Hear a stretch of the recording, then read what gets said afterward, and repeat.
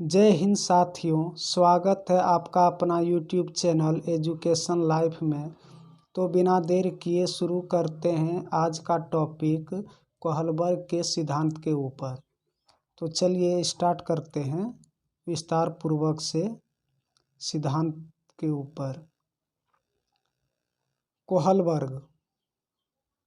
Kohlberg America के एक मनोवैज्ञानिक थे जिन्होंने नैतिकता का सिद्धांत या नैतिक विकास का सिद्धांत दिए।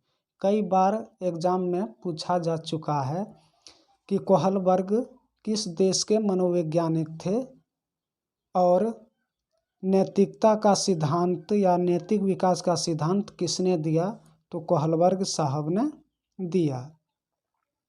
नेक्स्ट,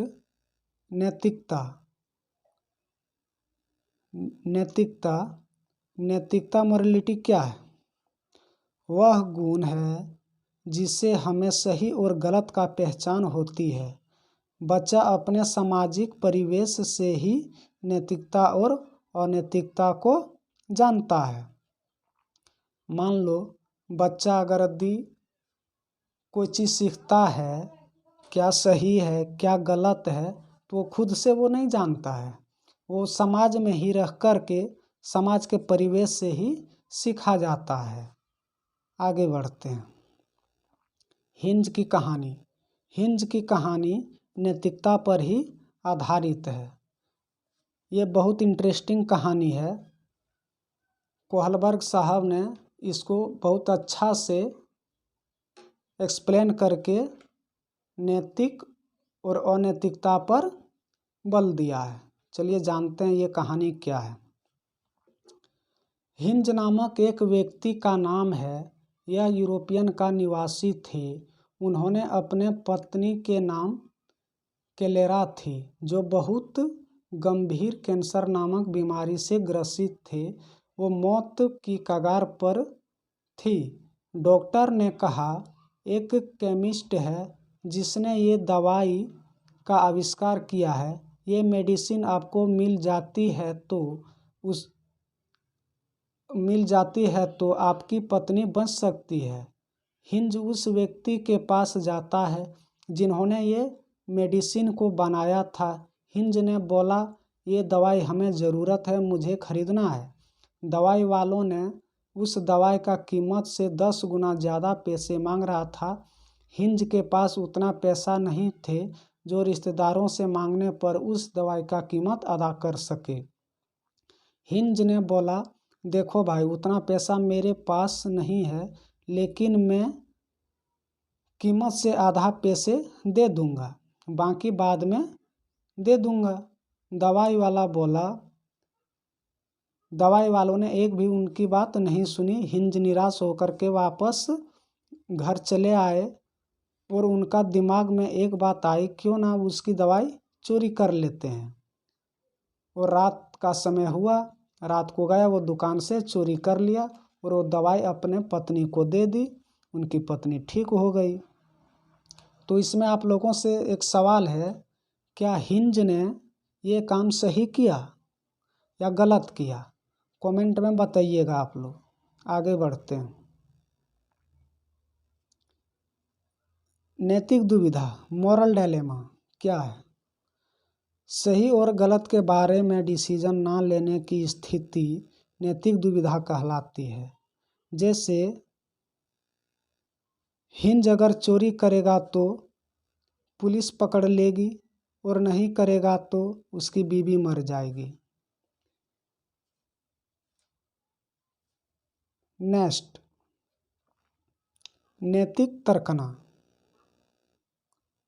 नैतिक तर्कना मॉरल रीजनिंग क्या है?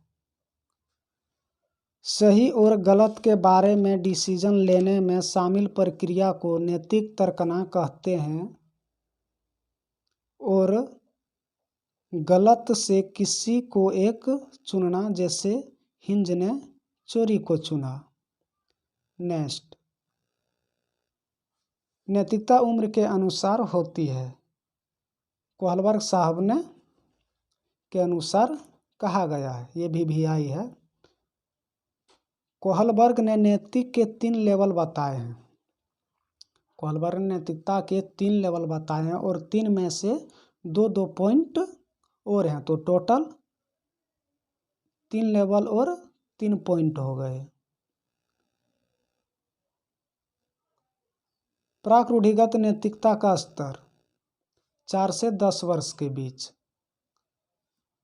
आप सोचते होंगे कि 0 से 4 वर्ष क्यों नहीं, क्योंकि उनके पास नैतिकता नहीं होती है। वो जो चाहेगा वो करेगा, उसको पता नहीं है कि ये करने से सही, ये करने से गलत है। कहीं भी आपको मार देगा, कुछ भी काम किसी समय वो कर सकता है। इस अवस्था में बच्चे को सही गलत के बारे में पता नहीं होता है। इस अवस्था में नैतिक तर्कना दूसरे मानकों के अनुसार होती है। आगे बढ़ते हैं। इनको भी 2 भागों में बांटा गया है। दंड एवं आज्ञा पालन उन्मुखता। इनमें बच्चे नैतिकता और आज्ञा पालन पर आधारित होती है। जब हिंज ने चोरी की तो बच्चों ने सोचा कि अगर वह चोरी करेगा तो उनको सजा मिलेगी। तो ये जरूरी है, अगर यदि इस तरह से चोरी होने लगेगा तो हमारे देश एवं राज्य में क्राइम बढ़ जाएगा, उससे हमें हानि होंगी। जैसे घर में मेहमान आए, बच्चों ने पैर छू करके प्रणाम किया, वो क्या है? आज्ञा है। बच्चे ने प्रणाम नहीं किया तो वो दंड है। जैसे कि आपके घर में बच्चे हैं और मेहमान आए, मेहमान आते ही उनको पैर छू करके प्रणाम किया, तो मेहमान भी सोचेंगे अच्छा संस्कारी बालक है, उनका माता पिता भी खुश होंगे। अगर यदि वो मेहमान को पैर नहीं छुआ और प्रणाम नहीं किया तो मेहमान जाने के बाद उसे सर्विसिंग किया जाएगा। जैसे डांट पड़ेगा कि तूने आज मेरी नाक ही कटवा दी। तो आगे बढ़ते हैं।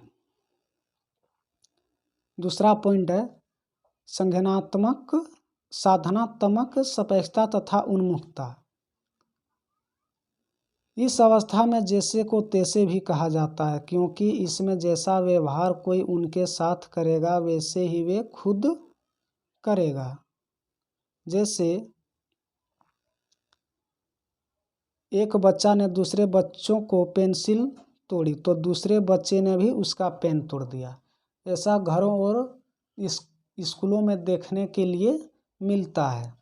जैसे किसी बच्चे ने उनकी कॉपी फाड़ दी, फाड़ने के बाद फिर वो बच्चे ने उनका कॉपी फाड़ दिया, तो ऐसा देखने को मिलता है। नेक्स्ट, रूढ़िगत नैतिकता का स्तर 10 से 13 वर्ष के बीच में। इस अवस्था में बच्चा दूसरे लोगों के मानकों अपने अंदर समावेशित कर लेता है तथा इसी के अकॉर्डिंग सही एवं गलत कार्य करता है। जैसे मम्मी पापा ने कहा, स्कूल के शिक्षक ने कहा कि यह सही है, वही बात उन्होंने मानेंगे। जैसे कि स्कूल में शब्द लिख रहा हो, टेढ़ा मेढ़ा लिख रहा हो, तो अध्यापक ने उनको बताएगा देखो बाबू ऐसा नहीं लिखा जाता है, ये लिखने का गलत तरीका है, ऐसे लिखा जाता है। घर में अगर यदि कुछ गलत काम कर रहा है तो उनके मम्मी और पापा द्वारा बताया जाएगा कि बेटा ये गलत कार्य है, इस कार्य को नहीं किया जाता है, तो उन्होंने ये बात को अपने में समावेशित कर लेगा। इनको भी 2 भागों में विभक्त किया गया है। पहला है अच्छा लड़का अच्छी लड़की बनने की उन्मुखता। अच्छा लड़का अच्छी लड़की बनने की उन्मुखता क्या है?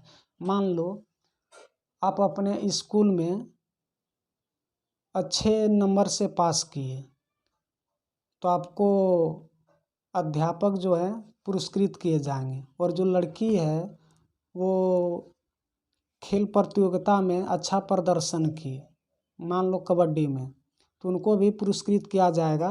तो इसी को गुड गर्ल एवं गुड बॉय कहा जाता है। दूसरा पॉइंट है कानून एवं व्यवस्था उन्मुखता। इनमें बच्चा तथा सामाजिक व्यवस्था को बनाए रखने की भावना विकसित होती है, क्योंकि इसके पापा का एक्सीडेंट हो गया था चौराहे पार करते हुए, इसलिए वह ऐसा नहीं करेगा। वो सोचेगा अगर यदि उनका पापा की जो उस दिन मृत्यु हो गई थी, वो कानून का उल्लंघन किया था, ऐसा नहीं करता तो आज उनका पिता नहीं मरता। आगे बढ़ते हैं।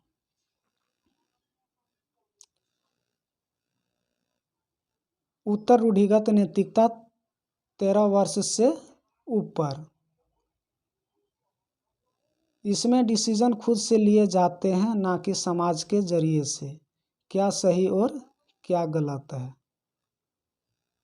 आगे बढ़ते हैं।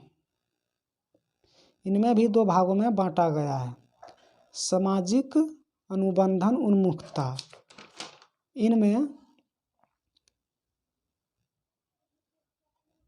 इनमें किशोर यह मानते हैं कि नियम लोगों की भलाई के लिए है। अगर किसी नियम से किसी को नुकसान होता है तो उस नियम को तोड़ देना चाहिए। जैसे रेड लाइट तोड़कर उनके पापा की जान बच सकती है तो उसे तोड़ देना चाहिए। नेक्स्ट, सार्वभौमिक नैतिकता सिद्धांत उन्मुखता। इसमें किशोर दूसरे विचारों से नहीं बल्कि अपने खुद के मानकों के अनुसार व्यवहार करता है। इसमें किशोर दूसरों के फायदे के लिए जान पर भी खेल जाते हैं। जैसे भगत सिंह को सिर्फ और सिर्फ आज़ादी लेना था, जैसे भी हो, मारकर काटकर या तो स्वेच्छा से। उन्होंने ये सोचा अभी हम गुलाम में हैं, अंग्रेज़ों के गुलाम में। अगर यदि हम गुलामी को आज़ाद नहीं करते हैं तो आने वाले जनरेशन गुलाम ही पैदा होंगे। इसलिए वह सिर्फ और सिर्फ आज़ादी लेने की मकसद वो रखता था।